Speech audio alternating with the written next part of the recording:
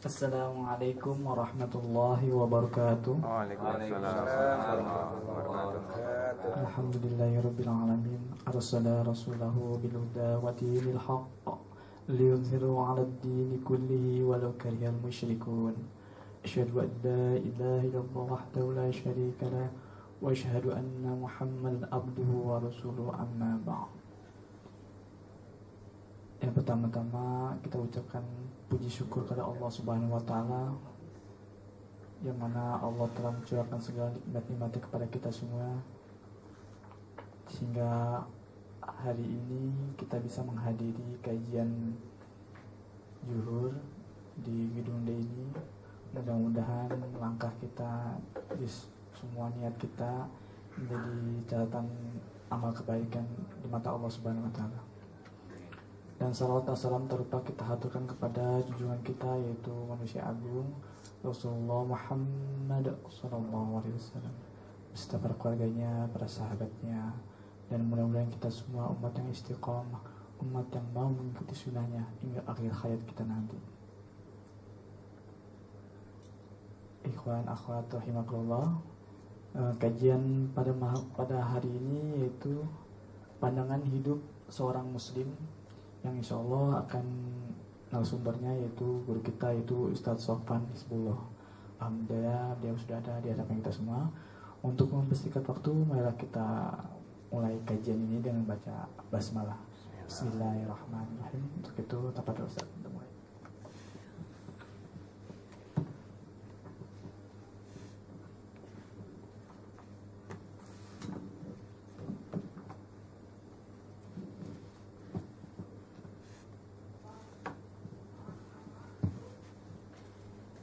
Bismillahirrahmanirrahim. Assalamualaikum warahmatullahi wabarakatuh. Waalaikumsalam warahmatullahi wabarakatuh. Alhamdulillah alladzi hadana li hadza wa ma kunna linahtadiya laula an hadanallah. Asyhadu an la ilaha illallah wahdahu la syarikalah wa asyhadu anna Muhammadan abduhu wa rasuluh. Allahumma salli wa sallim ala hadzal nabiyyil karim wa ala alihi wa ashabihi wa junudihi wa ansarihi wa man tabi'ahum bi ihsanin ila yaumiddin wa ba'du. Faqad qala Allah ta'ala fi kitabihil karim, A'udzu billahi as-sami'il 'alim minasy syaithanir rajim. Bismillahirrahmanirrahim. Man 'amila shalihan min dzakarin aw unsa wa huwa mu'minun falanuhyiyannahu hayatan thayyibatan wa lanajziyannahum ajrahum bi ahsani ma kanu ya'malun. Shadaqallahul 'azim. Ma'asyiral muslimin wal muslimah, ikhwan wa akhwat fillah yang dimuliakan oleh Allah Subhanahu wa taala. Alhamdulillah kita bersyukur kepada Allah yang telah menetapkan iman dan keyakinan di dalam kehidupan kita, sehingga kita masih diberi kekuatan dan kemampuan dari Allah di dalam memenuhi panggilannya, yakni melaksanakan ibadah sholat zuhur berjamaah. Dan juga kita lanjutkan dengan kajian ayat-ayat Allah Subhanahu wa ta'ala. Tentunya harapan yang kita inginkan adalah apa yang selama ini kita jalankan dan kita lakukan agar senantiasa mendapat limpahan rahmat dan ridho dari Allah Subhanahu wa ta'ala. InsyaAllah, amin ya rabbal alamin. Salawat dan salam semoga terlimpahkan kepada junjungan kita Nabiuna Muhammad Rasulullah sallallahu alaihi wasallam, bagi keluarganya, sahabatnya, dan kepada seluruh pengikutnya yang sampai saat ini masih tetap istiqomah, komitmen konsisten dalam menjalankan syariatnya. InsyaAllah satu saat nanti kita akan mendapatkan syafaat dari Nabi kita Muhammad Rasulullah sallallahu alaihi wasallam. Ayyuhal ikhwan wa hafillah rahimakumullah. Sungguhnya Allah Subhanahu wa ta'ala jika mau berkehendak terhadap manusia, maka manusia itu akan menjadi orang-orang yang terpuji, baik di hadapannya maupun di hadapan sesama umat manusia itu sendiri. Dan Allah pun sebetulnya telah memberikan sarana kepada kita, bagaimana agar kita menjadi orang-orang yang mulia, menjadi orang-orang yang terpuji, menjadi orang-orang yang punya derajat di hadapan sesama manusia, apalagi di hadapan Allah Subhanahu wa taala. Namun kecenderungan diri dan jiwa kita inilah terhadap urusan-urusan dunia yang jauh lebih besar ketimbang urusan-urusan ukhrawi. Yang kita pahami, yang kita ketahui bahwa apa yang kita jalankan, yang kita lakukan di saat kita berorientasi terhadap urusan-urusan ukhrawi itu, justru kita akan mendapatkan kemuliaan di muka bumi ini. Nah, Allah Subhanahu wa taala menegaskan di dalam Al-Qur'an pada surat Al-A'raf di ayat 176. A'udzu billahi minasyaitonir rajim. Bismillahirrahmanirrahim. Walau syi'na la rafa'nahu biha. Andaikan kami mau angkat, kami mau kehendaki, kata Allah, akan kami angkat manusia, ya, derajatnya menjadi orang yang mulia dengan ayat-ayatku. Jadi untuk memperoleh kemuliaan di muka bumi ini, kata Allah, cukup dengan ayat-ayat Allah, dengan Al-Quranul Karim yang menjadi pedoman, tuntunan di dalam kehidupan kita. Namun apa? Walakinnahu akhlada ilal ar. Akan tetapi mereka itu mempunyai kecenderungan yang sangat besar terhadap urusan-urusan dunia ini, sehingga kemuliaan yang harusnya kita dapatkan di dalam kehidupan kita dengan tuntunan Al-Quranul Karim itu tidak kita dapatkan, karena kecenderungan dunia yang begitu besar di dalam kehidupan kita, sehingga mereka mengikuti keinginan yang ada di dalam kehidupannya. Kata Allah, wattaba'a syahawat wattaba'a hawahu, sehingga mereka mengikuti hawa nafsu yang ada di dalam dirinya. Apa kata Allah? Famasaluhu kamasalil kalbi.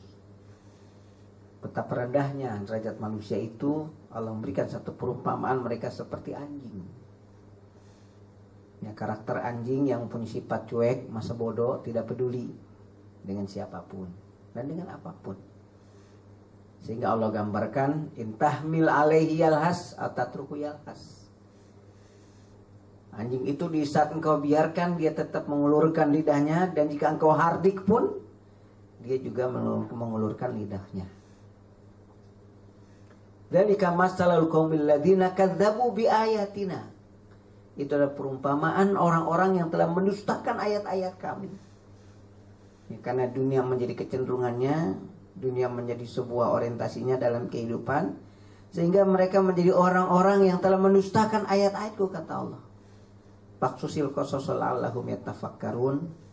Maka ceritakanlah kisah-kisah orang yang punya kecenderungan terhadap urusan dunia, agar manusia itu atau kita bisa berpikir.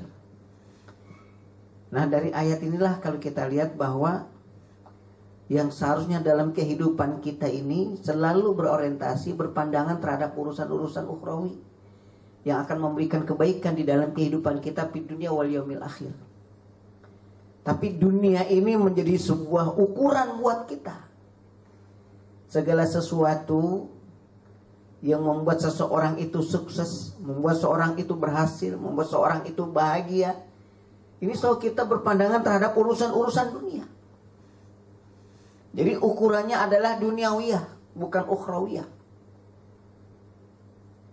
Sehingga kita berupaya untuk mengejar kehidupan dunia itu, yang dikatakan oleh Rasulullah SAW itu dunia begitu kecil jika dibandingkan terhadap urusan-urusan akhirat. Sangat kecil dunia itu. Sampai-sampai di dalam hadisnya kata Rasulullah menegaskan, ya, jika engkau celupkan tanganmu ke dalam lautan lalu engkau angkat, apa yang kau saksikan? Kalau bukan tetesan air dari jari-jarimu. Dan tetesan air itulah yang dikatakan dunia, kata Rasul.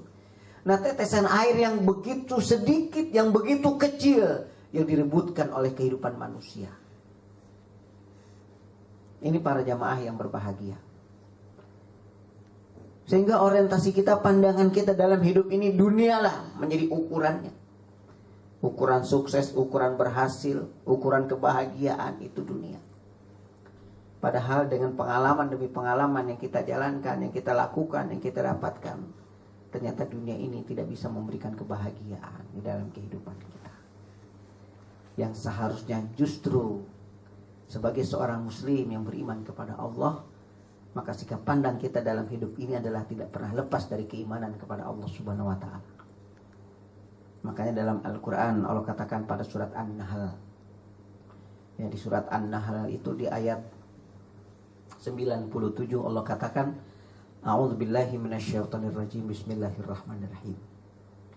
Man 'amila shalihan min dzakarin aw unsa wa huwa mu'min falanuhyiyannahu hayatan thayyibatan wa lanajziyannahum ajrahum bi ahsani ma kanu ya'malun. Shadaqallahul adzim. Jadi Allah katakan di dalam Al-Quran, barang siapa yang berbuat baik, laki-laki maupun perempuan, dengan catatan dia beriman, dia percaya, dia yakin kepada Allah Subhanahu wa ta'ala. Lalu apa kata Allah? Falanuhyiyannahu hayatan thayyibatan. Maka kebaikan itu yang dia dapatkan di dalam kehidupannya. Jadi cara pandang hidup kita ini harusnya kembali kepada Allah Subhanahu wa ta'ala. Karena apapun yang kita jalankan, yang kita lakukan, kalau tidak berorientasi kepada Allah, ini tidak akan mendatangkan ketenangan, tidak akan mendatangkan kebahagiaan di dalam kehidupan kita. Walaupun berlimpahnya harta kekayaan, tingginya jabatan, besarnya penghasilan, itu tidak akan bisa memberikan ketenangan, tidak akan bisa memberikan ketentraman di dalam kehidupan kita. Makanya segala sesuatu Rasulullah SAW pun selalu mengarahkan di dalam kehidupan kita ini bagaimana berpandang kepada keimanan kepada Allah Subhanahu wa ta'ala. Contoh dalam urusan rumah tangga saja. Rumah tangga itu dimulai dari sisi memilih jodoh, itu Rasul sudah mengarahkan kita. Maka yang menjadi prioritas kita adalah faktor keyakinan, faktor agama, faktor keimanan.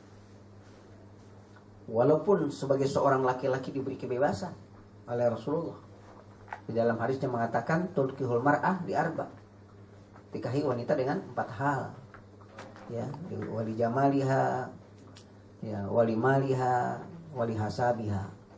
Boleh kita memilih kecantikan, boleh memilih harta, boleh memilih faktor keturunan juga boleh.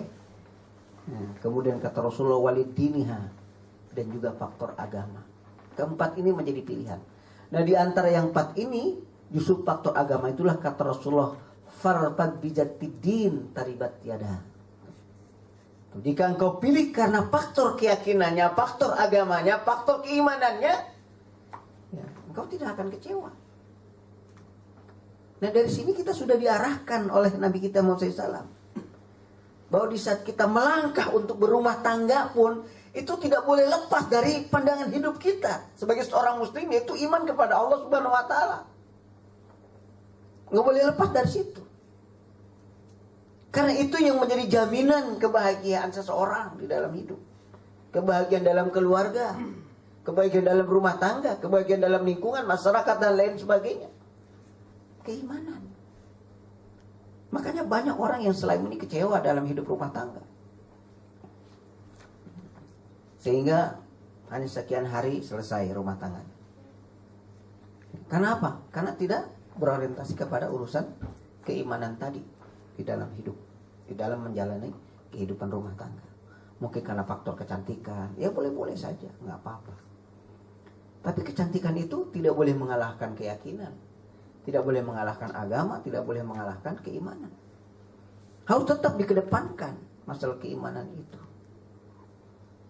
Kayak sebulan yang lalu saya menikahi salah seorang, karena antara janda dan duda.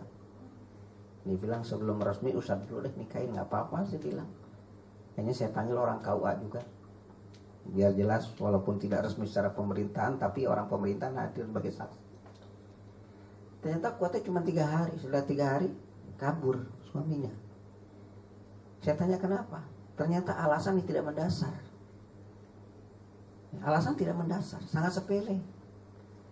Masih bisa dikomunikasikan, masih bisa dimusyawarahkan. Gara-gara suami tidak mau dibatasi keluar dari rumah atau pulang kerja. Hanya faktor itu yang masih bisa diselesaikan, masih bisa dimusyawarahkan. Tapi karena masing-masing mereka bertahan dengan egoisnya, tidak kembali kepada Allah Subhanahu wa taala sebagai suatu orientasi di saat kita menjalani kehidupan rumah tangga, akhirnya tidak bisa dibenahi. Ya cuma 3 hari selesai. Seperti itu. Saya bilang jangan Anda mengatakan bahwa nikah siri ini menjadi suatu hal yang sangat gampang Anda cerai begitu saja. Tapi tanggung jawab di hadapan Allah begitu besar. Sangat besar di hadapan Allah. Tidak jauh berbeda di saat juga tanda tangan pernikahan di hadapan KUA. Tanggung jawabnya sangat besar di hadapan Allah. Nah karena tidak dilandasi dengan tadi keimanan itu, sehingga tidak bisa disatukan. Ini. Jadi semua dalam segala hal kehidupan kita ini diarahkan oleh Allah, oleh Rasulullah SAW. Agar selalu berpandangan kepada Islam, berpandangan kepada keimanan. Kenapa? Karena itu yang menjanjikan, itu yang memberikan kebahagiaan di dalam kehidupan kita. Selebihnya tidak akan. Ya, walaupun dalam kehidupan dunia ini semua kita dapatkan, ya, semua bisa kita raih, semua kita bisa miliki, tidak akan bisa memberikan ketenangan dan ketentraman, tidak akan. Maka disinilah sebagai seorang muslim itu jangan sampai di dalam hidup ini dunia itu selalu mendominasi kehidupan kita, yang membuat kita menjadi sebuah ukuran kehidupan, ukuran sukses, ukuran kebahagiaan segala macam, yang akhirnya kita mengalami kekecewaan di dalam kehidupan kita. Rahimakumullah wa fillah yang dimuliakan oleh Allah Subhanahu wa taala. Nah, begitupun dengan situasi dan kondisi sekarang, dengan memanasnya di dalam dunia politik, ya. Kita orang yang paham, kita orang yang mengerti, ya ini harus berupaya gitu memberikan suatu gambaran kehidupan. Kenapa? Karena ini sangat terkait dengan kehidupan kita di masa-masa yang akan datang. Dengan manasnya permasalahan politik ini yang puncak penyelesaian nanti di tanggal 9 April itu tidak pernah lepas dari pandangan kehidupan kita sebagai seorang muslim. Karena banyak kita berpikir atau selalu berorientasi terhadap urusan-urusan dunia ini, kita tidak pernah lagi berpikir masalah keimanan kepada Allah, masalah keyakinan, masalah agama.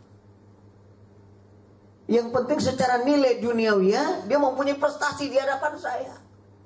Itulah mereka yang harus saya pilih, itulah mereka yang harus saya angkat, itulah mereka yang harus saya usung di dalam memegang kepemimpinan di negara yang kita cintai, yang mayoritas umat Islam. Bayangin, dengan sekian banyaknya umat Islam saja yang sudah menjabat sementara tidak bisa merubah kehidupan bangsa ini. Bagaimana kalau orang-orang yang tidak mempunyai kejelasan, atau orang-orang yang sudah memang divonis oleh Allah Subhanahu wa taala, mereka adalah orang yang dimurkai, mereka adalah orang-orang yang telah disesatkan oleh Allah Subhanahu wa taala. Makanya secara khusus Allah Subhanahu wa taala memperingatkan kepada hamba-hambanya yang beriman. Apa kata Allah? A'udzubillahi minasyaitonir rajim. Bismillahirrahmanirrahim. Ya ayyuhalladzina amanu la tattakhidhu aba'akum aw ikhwanakum awliya'a in istahabbul kufra 'alal iman. Wa man yatawallahu minkum fa ulaika humudz zalimun. Di surat At-Taubah ayat 23. Di situ yang dipanggil adalah orang-orang yang beriman. Kenapa hanya orang-orang yang beriman saja yang mampu menyelesaikan segala permasalahan di dalam kehidupan dunia ini? Hanya orang yang beriman. Makanya yang disuruh oleh Allah adalah orang yang beriman. Apa kata Allah? La tattakhidhu aba'akum aw ikhwanakum awliya'a in istahabul kufra 'alal iman. Pertimbangannya keimanan lagi. Jangan, kata Allah, jangan engkau pilih, jangan engkau angkat, jangan engkau jadikan bapak-bapak kamu, saudara-saudara kamu menjadi pemimpinmu, kata Allah. Ini istahabul kufra 'alal iman, kalau mereka lebih mengutamakan kekafiran daripada keimanan. Sehingga kalau kita melihat ayat ini, di saat kita akan berupaya untuk memilih seseorang, mengangkat seseorang menjadi pemimpin kita, baik tingkat daerah, wilayah maupun pusat, apalagi orang yang nomor satu di negara dan bangsa yang kita cintai ini, bukan lagi karena pendekatan kekeluargaan, bukan karena kedekatan persaudaraan atau persahabatan, bukan. Tapi kedekatannya adalah kedekatan keimanan kepada Allah, kedekatan keyakinan kepada Allah, bukan kedekatan kekeluargaan. Nggak ada. Maka dalam ukuran persaudaraan saja, ya, persaudaraan saja, itu pun ya, yang benar-benar merasakan persaudaraan adalah orang-orang yang beriman. Bukan orang-orang yang dilahirkan dari satu ayah dan satu ibu, bukan. Tapi karena keimanan yang sama. Salah satu contoh dalam Al-Quran surat 49 di ayat 10. Innamal mu'minuna alladzina amanu billahi wa rasulihi. Innamal mu'minuna ikhwatun ma'as. Sesungguhnya orang-orang yang beriman adalah dia bersaudara. Kan innamal mu'minun, orang-orang yang beriman.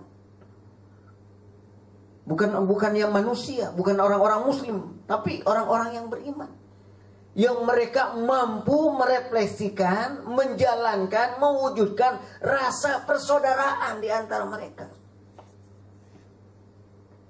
Bukan karena faktor keturunan. Oh, dia emang saudara saya yang luar biasa, satu ayah dan ibu, itu tidak menjadi ukuran. Tapi justru ukuran persaudaraan yang sebenarnya adalah ukuran keimanan kita kepada Allah Subhanahu wa taala.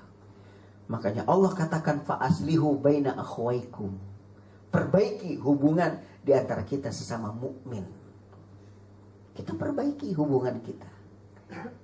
Ya, antar sesama kita sebagai seorang karyawan, antar sesama kita sebagai seorang pemimpin, terus dan lain sebagainya. Yang penting kita mukmin. Fa aslihu, kata Allah, baina akhwaikum. Agar apa? Agar kita menjadi orang-orang yang mendapatkan kasih sayang dari Allah. La'allakum turhamun. Allah menurunkan rahmatnya, menurunkan kasih sayangnya, jika di dalamnya itu penuh dengan orang-orang yang beriman kepada Allah. Orang-orang yang mempunyai pandangan yang jelas kepada Allah Subhanahu wa taala di dalam menjalankan kehidupan. Makanya banyak ayat-ayat yang menjelaskan kepada kita terkait dengan masalah keimanan. Seperti di dalam ayat yang lain Allah katakan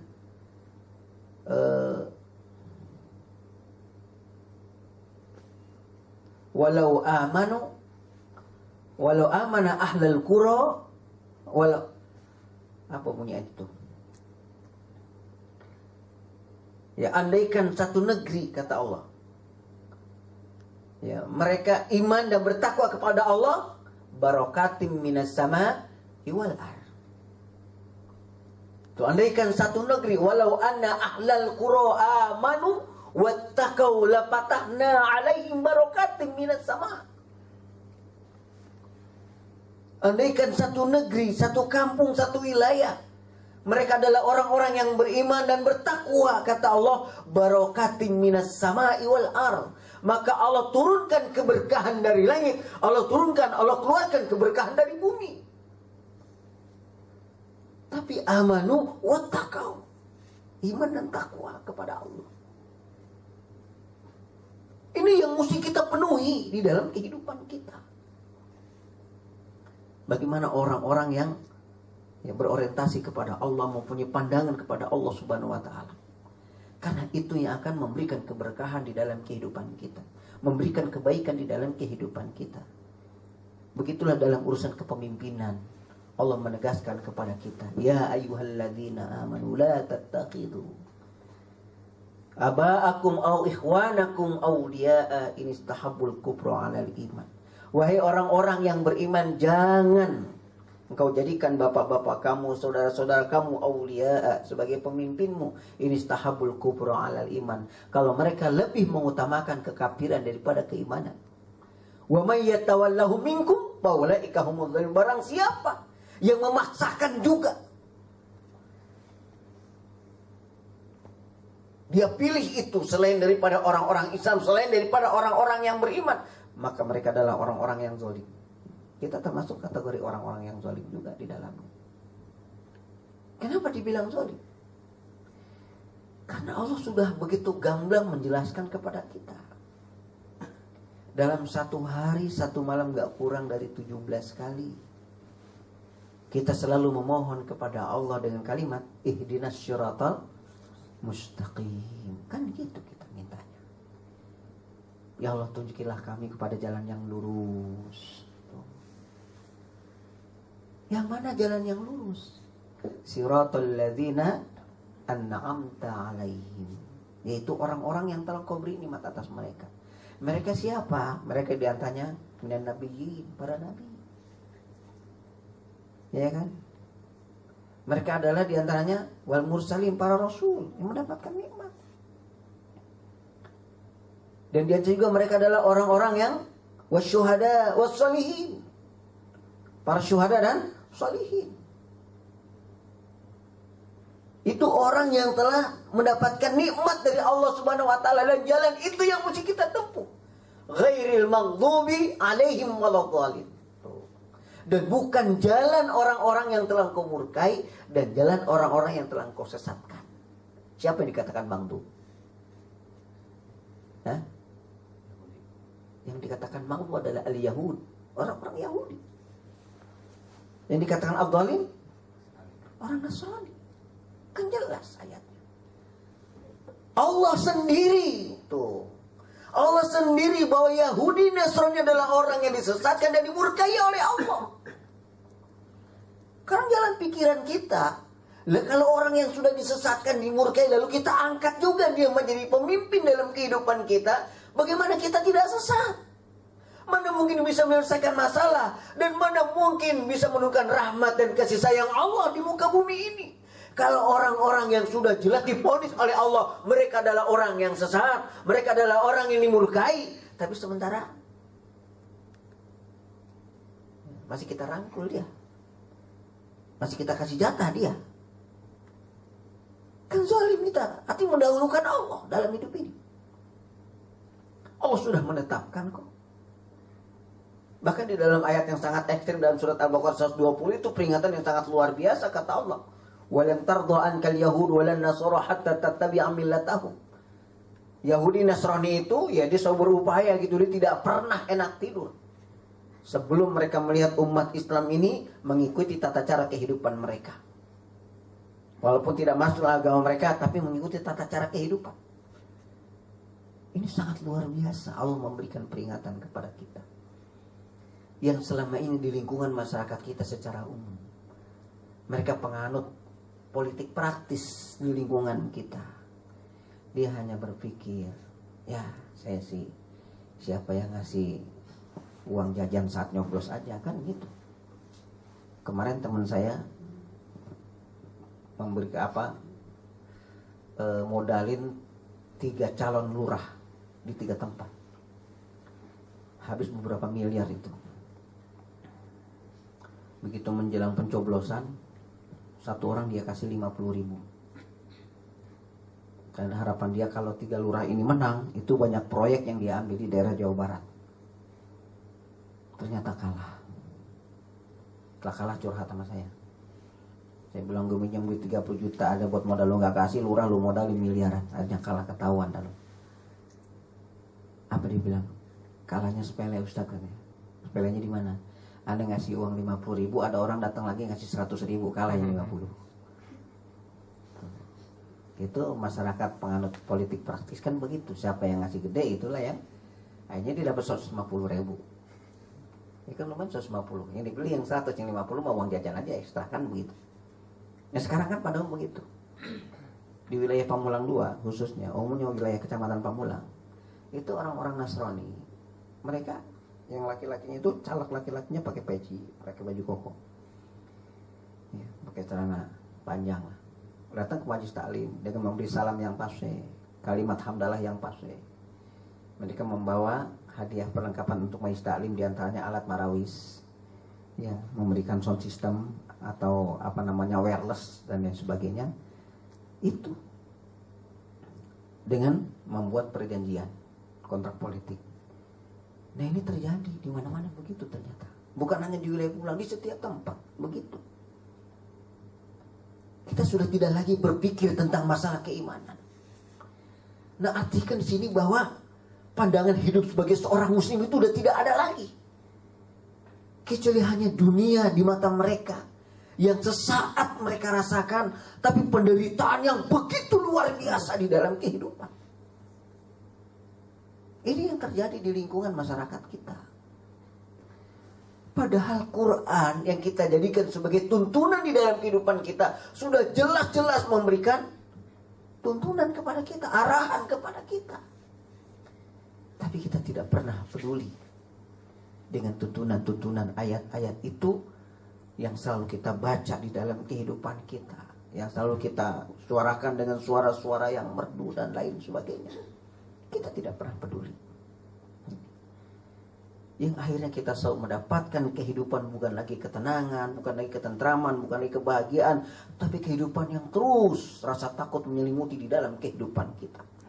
Kekhawatiran dari kekhawatiran terus menyelimuti di dalam kehidupan kita.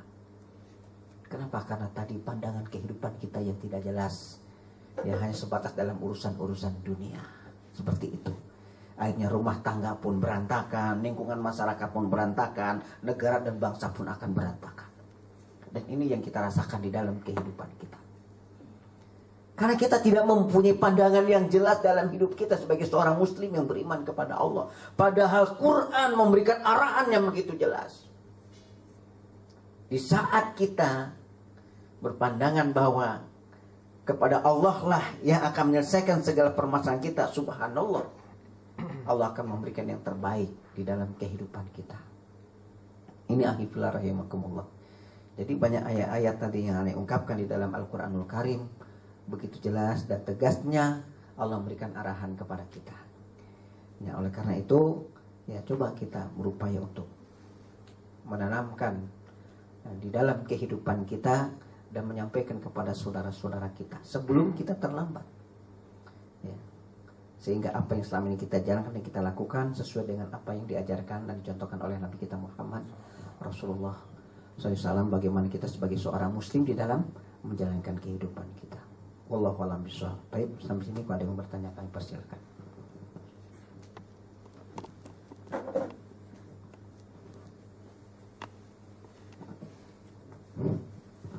Baik, untuk ikhwan atau akhwat mungkin ada yang bertanya, mungkin apa yang terkait mungkin pemilu, mungkin Ustaz mungkin bisa ngasih tips-tipsnya atau resep-resepnya untuk bagaimana supaya jangan sampai salah milih gitu.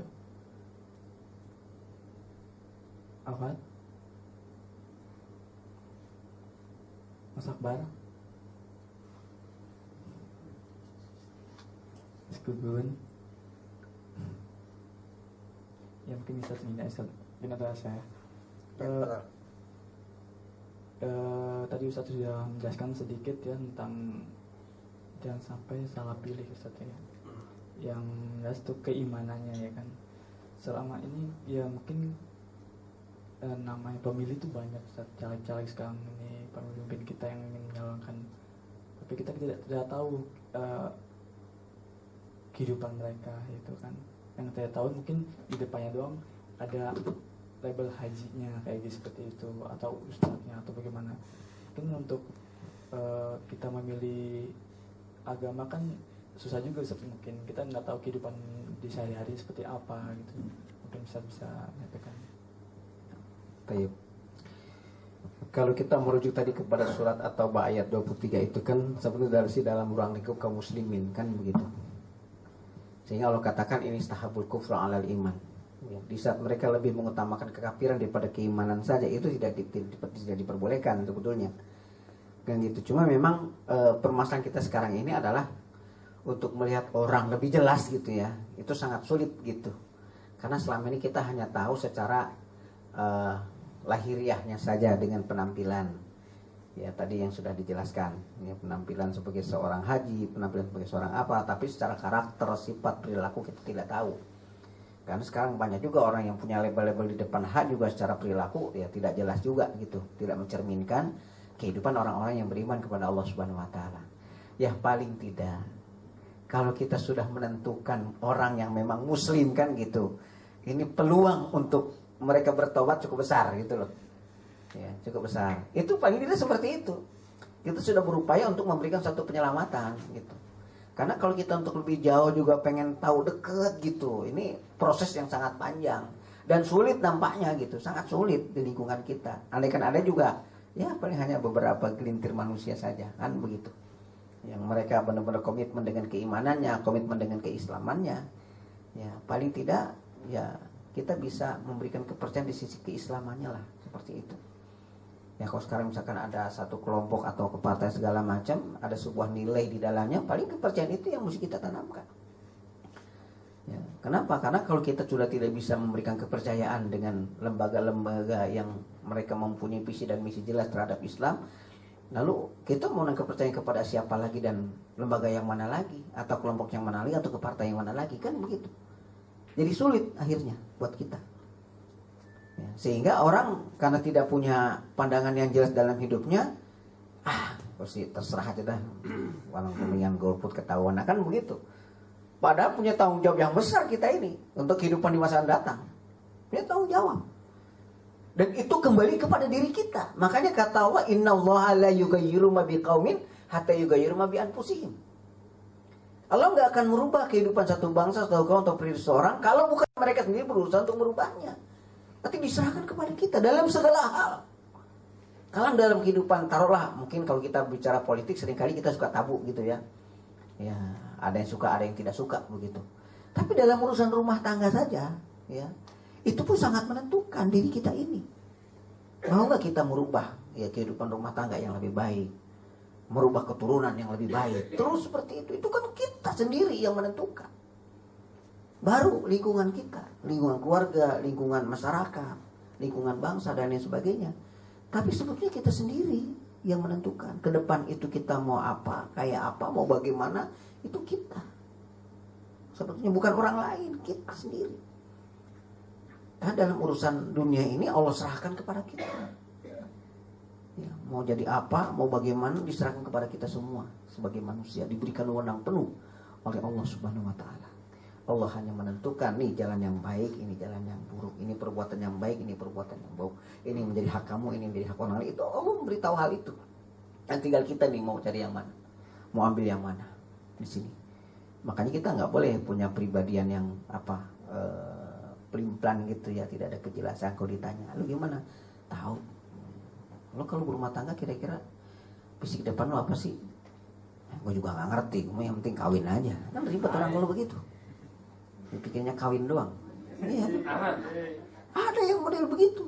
Suami ditanya sama istri, nggak ngerti. Emangnya kamu, Pak, ke depan rumah tangga mau jadi gimana? Ya kita jalanin aja gimana kayak urusan mah. Ini kan nggak jelas. Lalu rumah tangga kita ini mau kemana? Arahnya nggak jelas. Istri juga ditanya begitu. Kalau kamu mah gimana kira-kira nih dalam planning ke depan rumah tangga terkait dengan anak? Ya terserah papa mau kemana kek. Ya papa yang nggak punya pendirian, istri nggak punya pendirian, ya hancur rumah tangga itu. Ya kan? Kayaknya kehidupan rumah tangga juga ya campur aduk segala macam dari sisi pemahamannya, pergaulannya, pemikirannya dan lain sebagainya. Kenapa? Karena tidak ada pandangan yang jelas dalam hidup kita ini. Padahal Quran memberikan kejelasan kepada kita. Rasulullah memberikan kejelasan secara prakteknya, secara jelas sebagai tauladan uswah buat kita. Yang mesti kita tiru, yang mesti kita ambil. Seperti itu. Nah, mungkin itu yang harus ya kita lakukan terkait dengan pertanyaan tadi. Yang penting sementara kita tetapkan Islam, itu aja. Ya, kalau memang kita tahu lebih dekat itu jauh lebih baik, dan itu yang harus kita lakukan. Wallahu a'lam bishawab. Mungkin ada yang menambahkan dari akhwat Iwan mungkin, atau kurang jelas tentang apa yang disampaikan Pak Ustadz?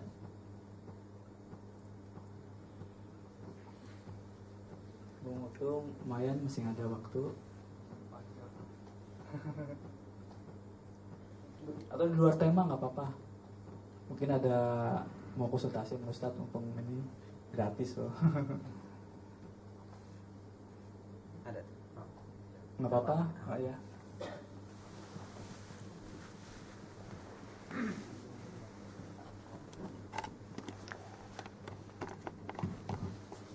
Assalamualaikum warahmatullahi wabarakatuh. Waalaikumsalam warahmatullahi wabarakatuh.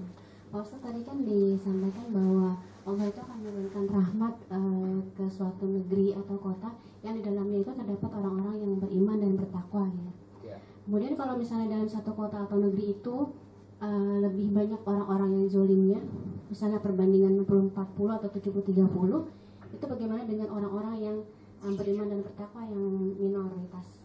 Seperti itu. Itu aja sih. Assalamualaikum warahmatullahi wabarakatuh. Di dalam surat Al-Anfal, Allah mengingatkan kepada kita, apa kata Allah? Wattaqu fitnatal la tusibanna alladzina dzalamu minkum khassah wa'lamu annallaha syadidul iqab. Jadi kata Allah dalam ayat itu, takutlah kalian kepada satu fitnah yang bukan hanya menimpa orang-orang zalim saja. Jadi di saat memang dalam suatu komunitas kezuliman itu, ya kita tidak boleh merasa aman. Maka tugas kita yang minoritas ini adalah bagaimana menyelamatkan orang-orang yang berlaku zalim. Selagi kita punya upaya untuk membawa risalah dakwah kepada mereka, menyampaikan dakwah kepada mereka, mengajak mereka untuk bisa lebih baik, ini akan menyelamatkan kita. Bahkan di dalam surat yang sama Allah katakan bahwa Allah Subhanahu wa taala itu tidak akan memberikan azab kepada satu lingkungan dan masyarakat yang di dalamnya masih ada orang-orang yang cinta kepada Rasul dan orang-orang yang masih ada selalu beristighfar kepada Allah.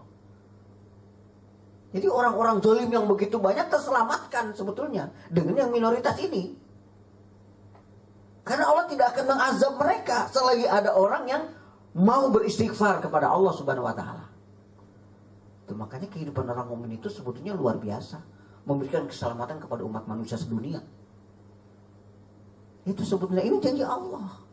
Tapi kalau di situ ada orang yang minoritas, muslim yang minoritas, mukmin yang minoritas, dia tidak peduli dengan kezaliman orang yang sekian banyak. Inilah yang memancing murka Allah Subhanahu wa taala karena tidak ada kepedulian. Jangankan banyaknya orang zalim, banyaknya orang muslim saja, lalu ada kezaliman, dia tidak berupaya untuk menyampaikan risalah dakwah atau mencegah kemungkaran itu pun memancing atau mampu mendatangkan murka Allah Subhanahu wa taala. Seperti itu. Makanya Rasulullah SAW itu menegaskan di dalam hadisnya, man ra'a munkaran falyughayyir biyadihi, kata Rasul.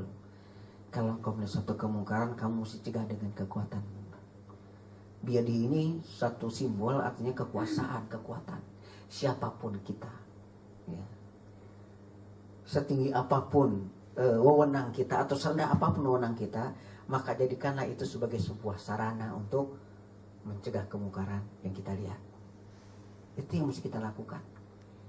Fa'ilam nastati, saya nggak mampu tuh. Walaupun saya ketua RT, ya malumlah saya ketua RT yang miskin nih, saya pimpin orang kaya semua. Kan kebanyakan begitu. Kemiskinan itu menjadi faktor seseorang tidak bisa berbuat. Padahal bicara kebenaran tidak begitu sebetulnya. Tapi karena pandangan kita ini sudah salah dalam hidup, ya dunia menjadi orientasi, sehingga kesulitan, kemiskinan kita, rendahnya pendidikan kita menjadi penghambat kita untuk mencegah orang-orang kaya, orang-orang intelektual di dalam melakukan maksiat. Makanya kata Rasul, fa'ilam nastati, kalau memang tidak mampu falyughayyir bilisanihi. Tuh, kau cegahlah orang itu dengan lisanmu, arti kasih nasihat. Jangan kita tinggal diam, kasih tahu itu tidak baik dan lain sebagainya. Fa'ilam nastati, tidak bisa juga falyughayyir biqalbihi, cegahlah dengan hatimu, menanamkan satu ketidaksukaan kepada perbuatan seorang itu yang melakukan maksiat. Tapi kepada perbuatannya, bukan orangnya. Orang tidak boleh kita benci. Ya, tapi kita tidak suka dengan apa yang telah mereka lakukan. Dengan selalu memohon kepada Allah, meminta kepada Allah, bisanya hanya ngurut dada doang. Kan gitu. Melihat begitu banyaknya maksiat dan lain sebagainya. Nah, jadi yang terpenting adalah bagi kita yang minoritas di salah satu tempat yang memang mayoritas pelaku-pelaku zalim, ya kita mesti berbuat sesuai dengan kemampuan kita agar si pelaku zalim ini semakin berkurang. Nah, insya Allah ini mencegah datangnya azab Allah Subhanahu Wa Taala dan tetap akan turun rahmat dan kasih sayang Allah. Makanya luar biasa kehidupan orang-orang mukmin itu, dia mampu memberikan kontribusi yang besar kepada manusia yang ada di muka bumi ini. Wallahu a'lam bishawab. Apaan satu lagi? Ya. Terkait dengan politik sih, Ustaz. Kita yang kita tahu kan ini untuk gubernur kita itu kan juga dicalonkan sebagai presiden ya. Kemudian seandainya si J ini nanti terpilih, otomatis kan yang akan memimpin kita nanti orang Nasrani ya Ustaz ya. Sedangkan di Al-Quran sendiri kan sudah jelas kita nggak boleh menjadikan orang Yahudi dan Nasrani itu sebagai pemimpin, orang kepercayaan ataupun teman dekat. Itu bagaimana kita menyikapi nanti seandainya yang naik memang nanti si J ini jadi presidennya dan kita dipimpin oleh si Nasrani ini. Assalamualaikum. Assalamualaikum warahmatullahi wabarakatuh. Nah disinilah makanya karena dari awal kita emang sudah salah dalam mempunyai pandangan dalam kehidupan kita, dunia menjadi sebuah solusi seakan-akan begitu dalam hidup kita, sehingga kita tidak pernah berpikir lebih jauh kan gitu. Nah di saat emang ini terjadi, ya udah nasi jadi bubur, ya kan mau dibilang apa lagi? Yang ada adalah bagaimana mereka yang mengaku muslim, mengaku beriman, para alim ulama, kiai, dai dan lain sebagainya untuk merespon masalah ini. Kan itu yang harus kita lakukan. Makanya namanya dakwah itu mesti asolah, mesti keseluruhan gitu loh. Nggak ada yang namanya separuh-separuh, nggak enak dan lain sebagainya, nggak ada kata gitu. Nah kalau memang sudah terjadi, ini tantangan buat kita sebagai seorang muslim yang beriman kepada Allah. Untuk apa? Untuk melakukan sesuatu yang menjadi sebuah perhatian bagi mereka. Yang sekarang kita ya bagaimana berupaya untuk memberikan pencerahan kepada lingkungan masyarakat tentang situasi dan kondisi yang ada, ya dengan memperkuat keyakinannya, keimanan serta semangat dakwahnya seperti itu. Karena segala risiko pasti akan dihadapi. Kita tidak berbuat, kita menghadapi risiko yang besar. Kita berbuat juga menghadapi risiko yang besar. Mana yang kita pilih? Ya kan? Kalau kita berpikiran sehat adalah lebih baik kita berbuat dengan risiko yang besar ketimbang kita berdiam diri tetap punya risiko yang besar. Karena di saat orang-orang zalim yang akan jadi pemimpin, berbuat atau tidak berbuat, kezaliman akan terjalan. Akan terjalan. Dan itu akan sedikit banyaknya memberikan pengaruh yang besar dalam kehidupan kita, mayoritas umat Islam. Itu makanya ketegasan kepada kita lagi sekarang ini menjadi sebuah pelajaran yang besar sekarang. Makanya kita juga jangan terbuai ya dengan media yang selama ini selalu membesar-besarkan orang yang sebetulnya tidak besar, menghebatkan orang yang tidak hebat. Nah itu. Ya mereka kan bisa besar karena emang ada yang membesarkan. Seperti media yang membesarkan. Padahal tidak hebat dan tidak besar secara prestasi. Nah, sementara yang kelihatan besar benar-benar besar tidak pernah dibesarkan. Karena apa? Karena secara umum memang ya sistem yang ada ini berpihak kepada kezaliman, bukan kepada al-haq. Kalau al-haq sudah mulai eksis, sudah mulai berbuat kelihatan benih, dihancurkan kalau perlu. Kan begitu. Tapi kalau kezaliman, nah, kalau kemaksiatan, diangkat terus, ya ditutupi kejelekannya, tapi kebaikan ini yang diangkat dan sebagainya. Nah ini yang mesti kita pahami. Itulah konsekuensi kita sekarang menghadapi kehidupan di wilayah DKI. Ya banyak berdoa aja karena mudah-mudahan Jokowi kagak naik jadi presiden kan begitu. Yang lain yang naik. Ya Allah buktikan mana yang dibilang orang hebat. Ya makanya kan kehebatan mereka belum kelihatan. Mau dikirim air aja kagak bisa ngapa-ngapain. Ya kan begitu. Ini yang mesti kita pahami bersama. Itu tanggung jawab kita lah, tugas kita lah yang mengerti dan paham sebagai seorang muslim untuk memberikan pencerahan kepada lingkungan masyarakat yang mereka begitu mudah terpengaruh, ya, begitu mudah terbawa, terwarnai ya, dengan ya yang namanya sifat tadi duniawiyah gitu, diiming-iming uang, diiming-iming apa segala macam seperti itu. Wallahu a'lam bishawab.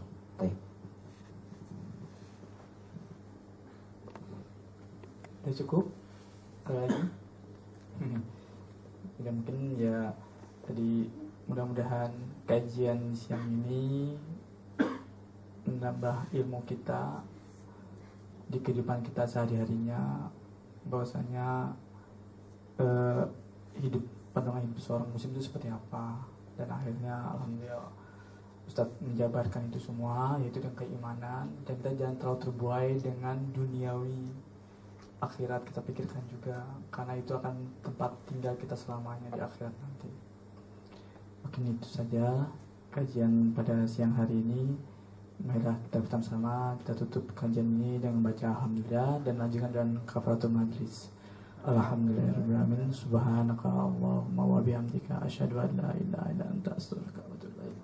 Akhiru kalam wa billahi taufiq wa hidayah. Wassalamualaikum warahmatullahi wabarakatuh. Waalaikumsalam warahmatullahi wabarakatuh.